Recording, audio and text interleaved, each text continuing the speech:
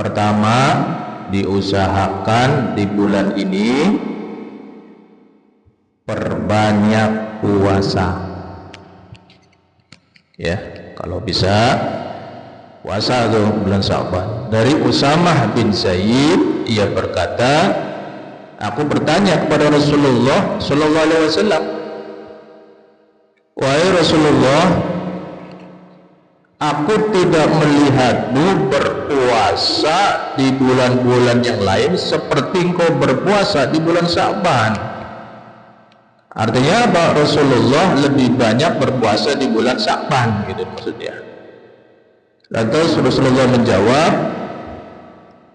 itu adalah bulan yang dilupakan banyak orang, yaitu antara Rajab dan Ramadan. Dan itu adalah bulan di mana amal-amal soleh kita diangkat kepada Allah Subhanahu wa Ta'ala. Maka aku ingin amalanku saat diangkat keadaan aku sedang berpuasa, wahai sahabat. Gitu. Kalau bisa puasa. Yang kedua, amalkan terus di bulan Sya'ban ini, perbanyak doa dan istighfar. Rasulullah sallallahu alaihi wasallam bersabda dari Abu Hurairah, Allah Subhanahu wa Ta'ala turun ke langit dunia pada malam pertengahan Sya'ban dan berfirman, siapa yang memohon ampun, aku akan mengampuninya. Siapa yang meminta, aku akan memberinya. Siapa yang meminta perlindungan, aku akan melindunginya. Hadis riwayat Ibnu Majah. Ini populer. Artinya apa? Sepertiga malam itu, di saat itulah mohon kepada Allah Subhanahu wa Ta'ala, apalagi di bulan Sya'ban ini. Perbanyak doa dan istighfar sesudah sholat tahajud tuh bisa. Para jamaah rahmati Allah Subhanahu wa Ta'ala, amalan selanjutnya berbanyak baca Al-Quran.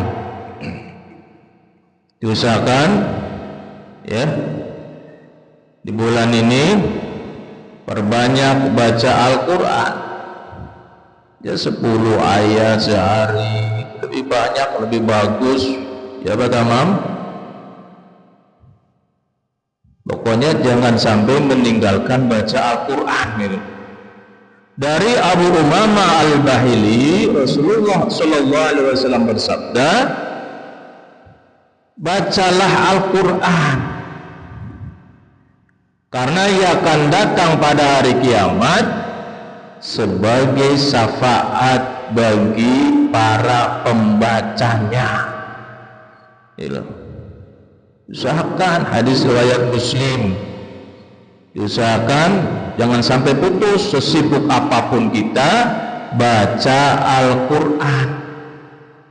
Ya Pak Nasrul, kita sibuk nih, bacalah sehari target 10 ayat misalnya.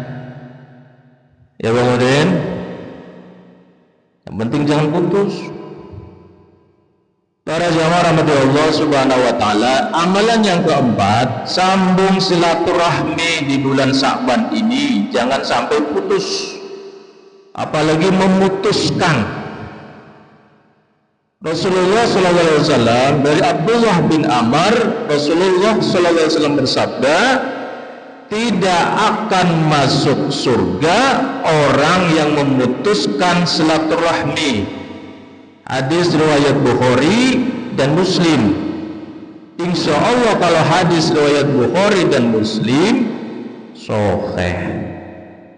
Guru sama muridnya meriwayatkan sih. Gurunya namanya Bukhari, muridnya Muslim.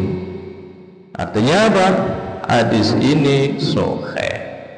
Tidak akan masuk surga orang yang memutuskan silaturahmi. Tapi menyakitkan dia itu saudara saya misal, tengok silaturahmi, hilangkan rasa dendam di hati kita, tengok kalau kita mau, ya, usah ditengok kita yang nengok kalau bisa.